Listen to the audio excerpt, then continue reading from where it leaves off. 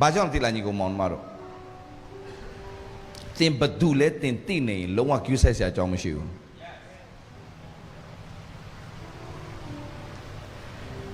သင်ဖြစ်ခြင်းအမှန်ကိုဖခင်ကသင်ကိုဖော်ထုတ်စေချင်တာဖြစ်တယ်အာမင်သင်ရဲ့ဖြစ်ခြင်းအမှန်ကိုဖခင်ကဖော်ထုတ်စေချင်သောကြောင့်သင်ဖြစ်ခြင်းအမှန်ကိုသင်သိဖို့သင်ဖခင်သင်ကိုဘသူလဲဆိုတာကိုပြောတာကိုသင်သိဖို့အရေးကြီးတယ်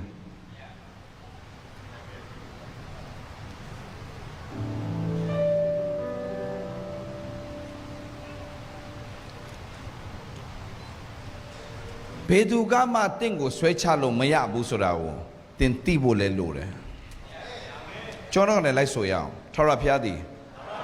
ငါကိုမဇတော်မူသည်ဖြစ်၍ဆိုတော့ဘုရားကတို့ဘာလုပ်တဲ့ဘုရားလဲ